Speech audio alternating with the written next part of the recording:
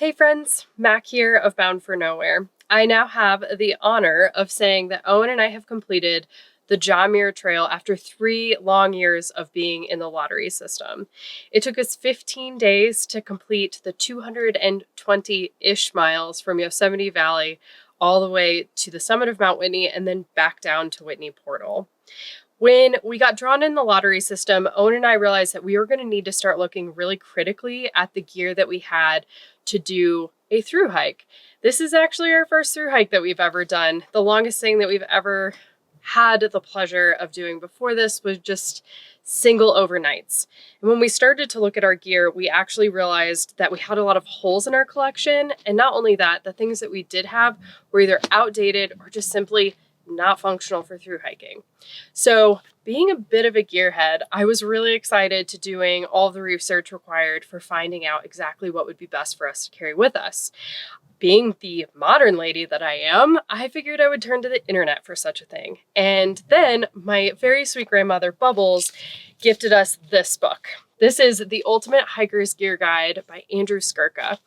And I kind of, as thankful as I was for the gift, was kind of like, who reads books anymore for learning about gear? So it kind of sat around for a little while untouched. And then one day I had a little bit of time to kill and I opened it to a random page and started reading to give it a try.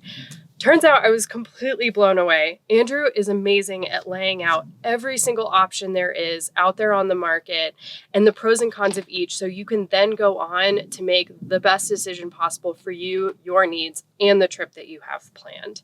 So I ended up going back and reading this book cover to cover.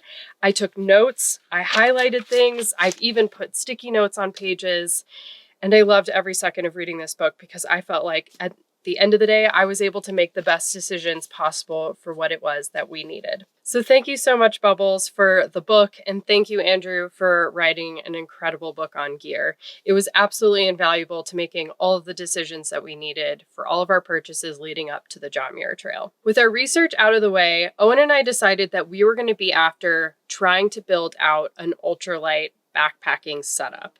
We just really wanted to make sure that our focus was on the hiking and not how heavy our gear was. So without further ado, let's dive into the gear.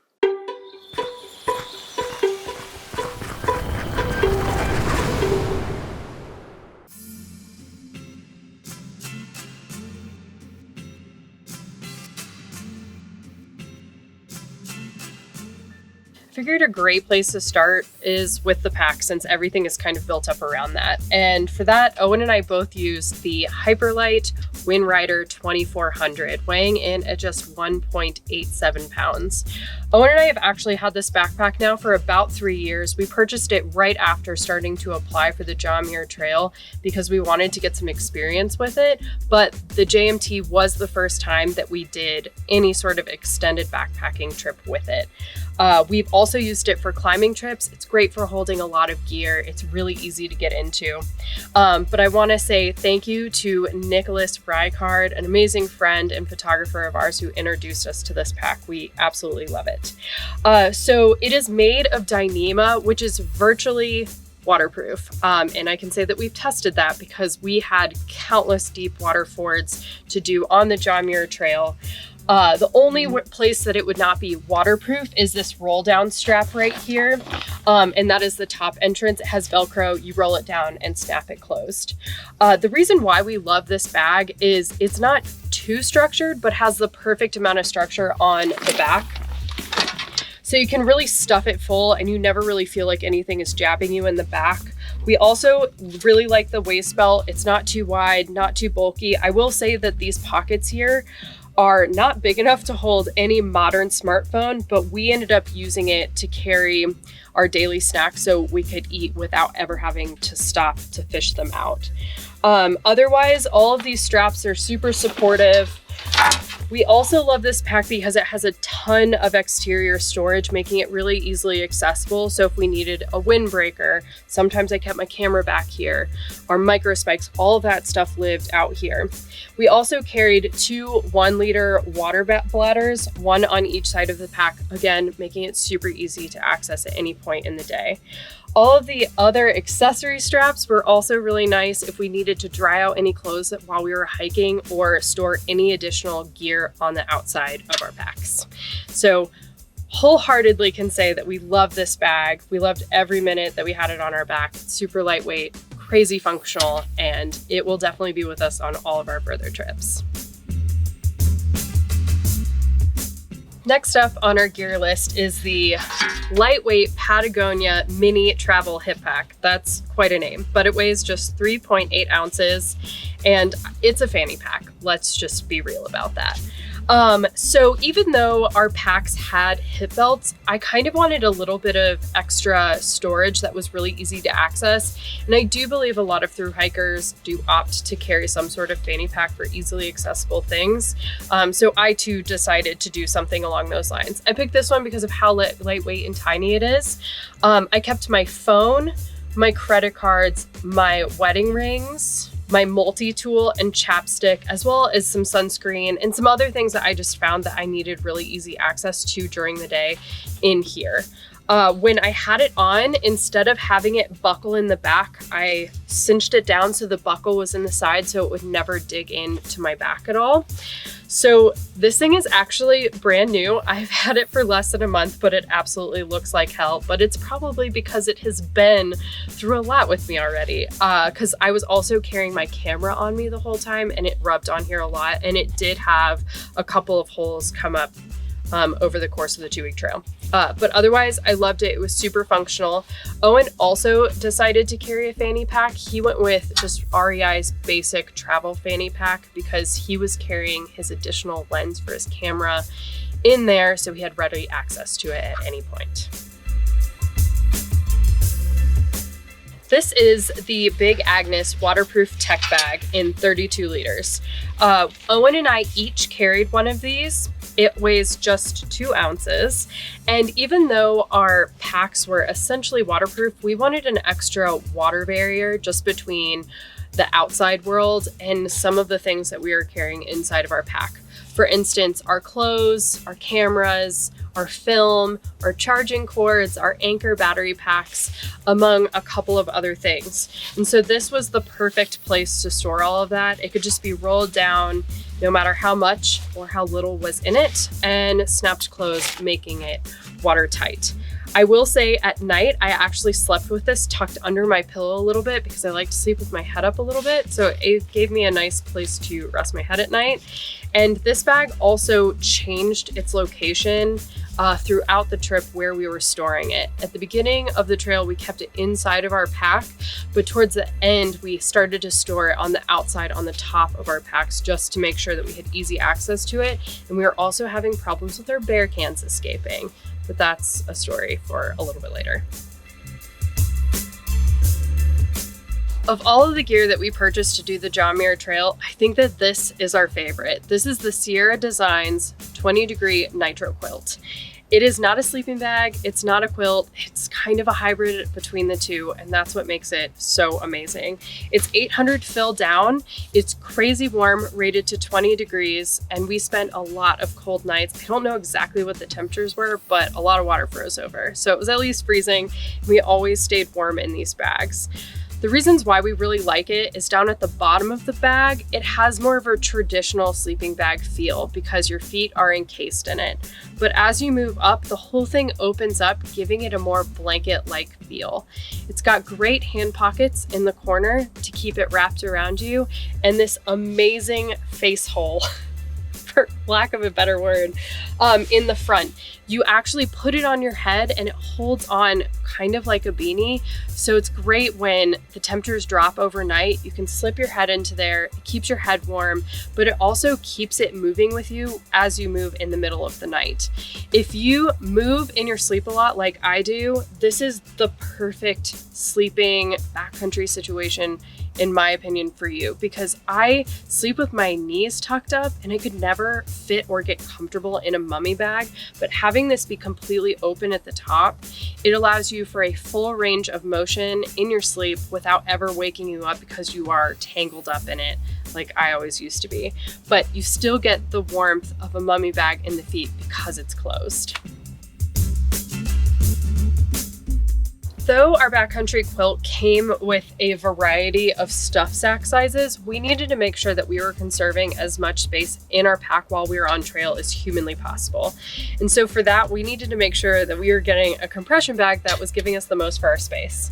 And for that, we went with the Big Agnes 10-liter compression sack. The great thing is this sleeping bag told us online exactly what size to purchase. And so this is the size difference that you get when using this compression bag that it came with versus this Big Agnes one. The space that this provided in our packs was absolutely invaluable.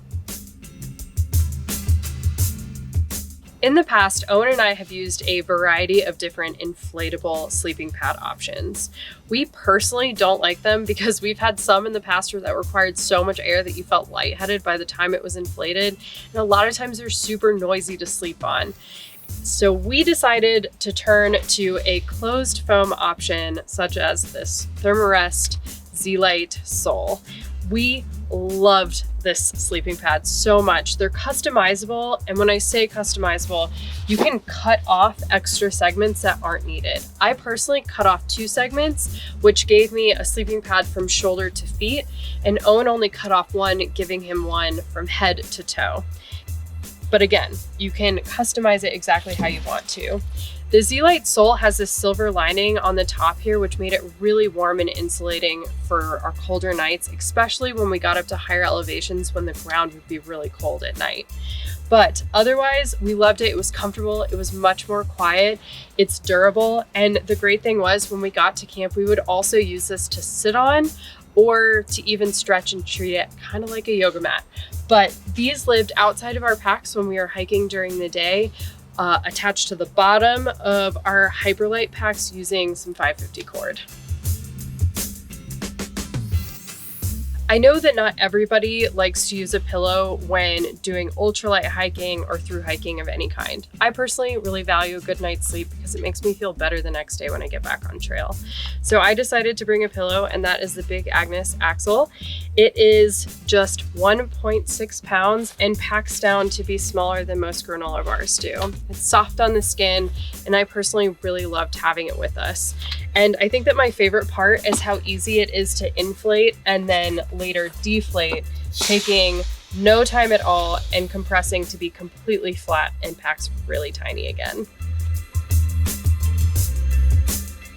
Much like our pack, Owen and I decided to purchase our ultralight tent long before we ever actually got our permits for the John Muir Trail, so we could have a lot of experience with it. So we purchased the Big Agnes Fly Creek 2-person tent, and we have absolutely loved it. We've loved it for long before we ever had the opportunity to spend all 15 days on the John Muir Trail in it.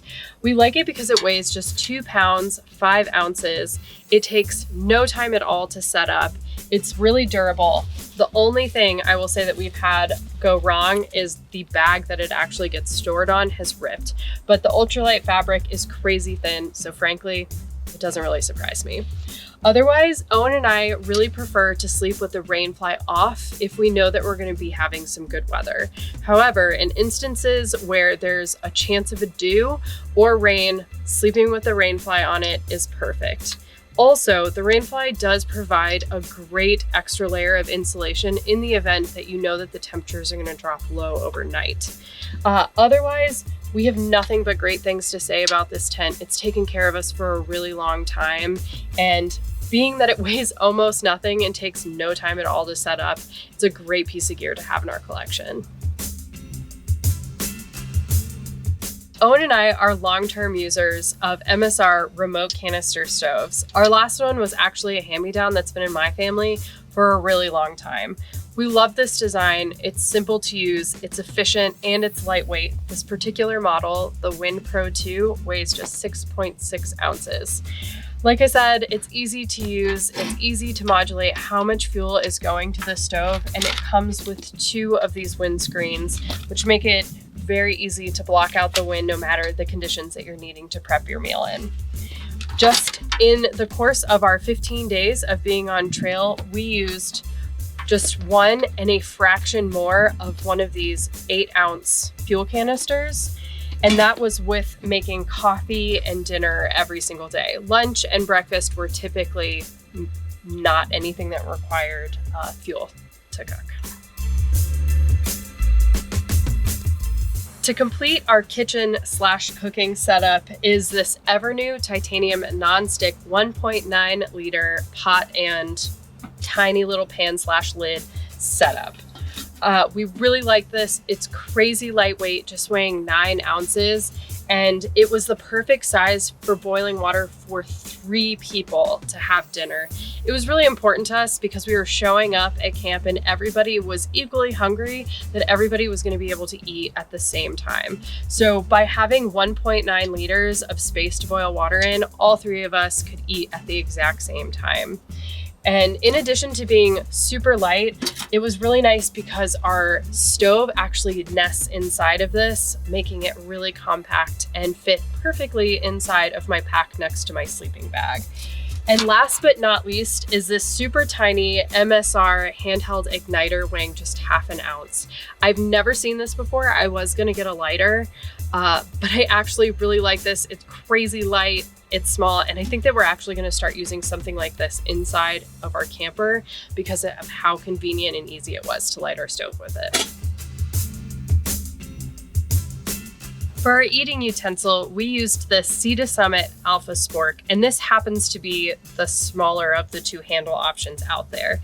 This little guy weighs just 0.5 ounces, and according to Owen, this is the most superior utensil he's ever used for its ergonomics and its lightweight design. He's seriously obsessed with this thing. We've been using these since we went on the road over 3.5 years ago and have loved them since day one, and will love them until the day that they disappear from our lives. This is the GSI Outdoors backpacker mug, just weighing 3.5 ounces. Initially, we went the first 5 or 6 days on trail without using this, and we were concerned that we had brought some unneeded weight with us on trail. But once we started to work into our own groove, Owen and I started taking a midday siesta, which was 1 hour of no hiking, just enjoying the view, and we would make coffee and have a snack. And so that is when we finally got a chance to start using this mug. We really like it. It was perfectly insulated on the outside. It was easy to clean because this whole thing just comes out and can be rinsed in any nearby water source. It's easy to get the lid off, and you have the added bonus of getting a measuring cup with the actual internal cup portion of this mug. So yeah, these are definitely something that we are going to be taking with us on all of our trails going forward, because there is something really life-changing about a cup of coffee in a beautiful place. There are a ton of water filtration systems on the market, but Owen and I decided to opt for something that was going to make our water fill-up stops as fast as humanly possible. And so for that, we ended up with the SAWYER squeeze system. We actually purchased 2, and even though they come with a ton of accessories, we decided to only bring the ones that we felt like were going to be aiding in the fastest water fill-ups possible. And so we just brought 2 of these 64-ounce bladders, 2 of the SAWYER squeeze, like the actual filters, and then 1 backwash injector plunger. It says SAWYER cleaning plunger, so that's the technical term for that. And the reason we did was we were able to fill up each of these at all of our water stops, and by having 2, we could be filling up 2 sets of waters at the same time.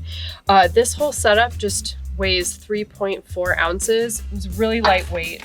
And I will say the only issue that we had was the O-ring that is inside of the filling end coming from the dirty side. We did have kind of break on one of them. So by the end of the trail, 15 days of filling water, we ended up with just 1 of these.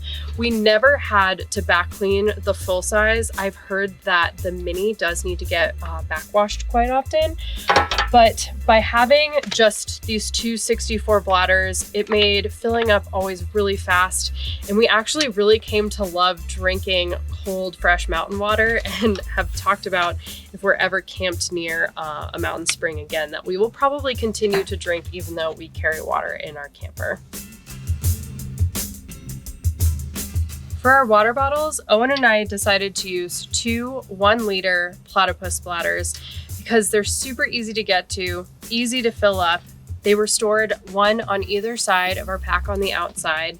And we opted to get 2 different designs for each of us just because one of them, sometimes we would put in some sort of like energy tablet or something like that. And we never wanted to get the 2 confused. So one always was perfectly clean water.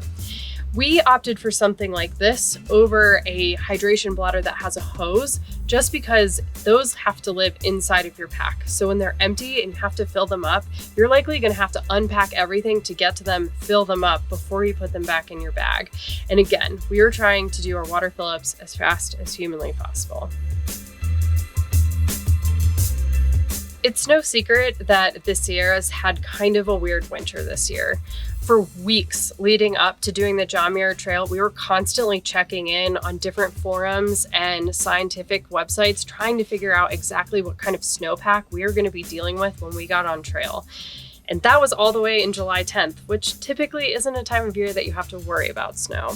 But we wanted to be sure that we were going to be just fine on any sort of pass, regardless of the snow condition. So we decided to get these MICROSPIKES by KAHTOOLA. We looked into a bunch of different varieties, but these seem to be a crowd favorite, if you will. They're really easy to put on. I will say they're not lightweight at all, weighing in at 1.2 pounds per pair. We only ended up using them about 4 or 5 times, but the thing is, when you really need them and you put these things on, you feel like Spider-Man and can climb up just about anything. So in the end, we didn't maybe use them as much as we thought we might, but in the situations where we used them, we were really happy to have them. Owen and I have been wearing ZEAL sunglasses for a long time now. We like how incredibly lightweight they are, and the lenses and UV filters on them are amazing. They're super comfortable to wear all day long, and I will say sunglasses are critical, particularly if you're going to be hiking in the snow, because snow blindness is real and you do need to worry about it.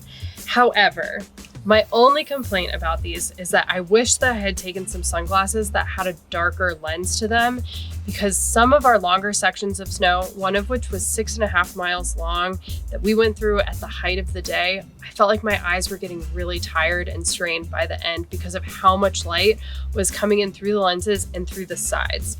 So maybe in the future, I will probably opt for something that's more of an expedition style glasses, that's a darker lens up front and potentially even has side shields, just to prevent any light from coming in through the sides as well. Owen and I also decided to bring gaiters with us. These are by Dirty Girl Gaiters, and as much as I want to say nice things about them, the thing is we never really even got a chance to use them. And the reason being is the way that you fasten them to the heel of your shoe is by applying a Velcro strip here on the back. But the unfortunate part is a lot of these trail runners have a lot of texture on the back of them, so the Velcro had rubbed off before we even got a chance to use them. I did, however, use them on one day on our first pass, which was Donahue, and the Velcro had already come off of one of my shoes, but I tried to make them work anyways. But at the end of the day, we had so many water crossings, our shoes and socks were wet nearly all day, every day as it was, that in the end, I didn't really care about a little bit of snow getting inside the ankle area of my shoe. These are the Black Diamond Alpine trekking poles. And I feel like I need to admit something. I am the type of person who used to make fun of people who use trekking poles. I'm a jerk, but I see the error of my ways, and I'm a changed person forever. This is personally one of my favorite things that we purchased for the John Muir Trail. These weigh just a single pound.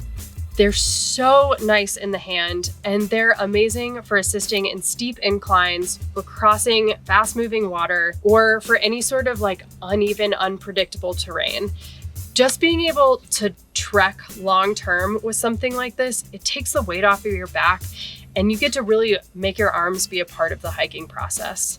I don't think I have words for how much I love these things.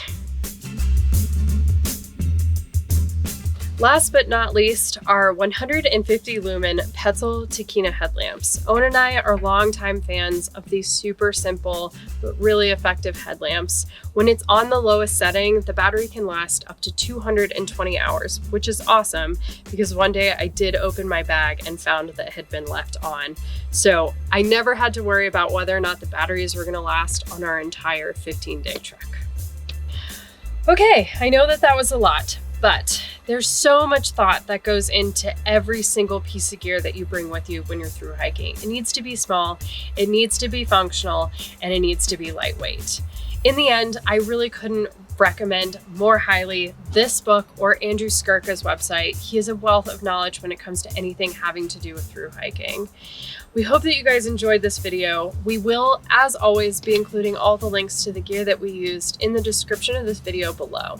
In the next video, Owen and I are going to be taking you through all of the clothing choices that we made to bring on the trail with us and why. Please, if you enjoyed this video, mash that subscribe button if you're into that sort of thing. Otherwise, we will see you down the road.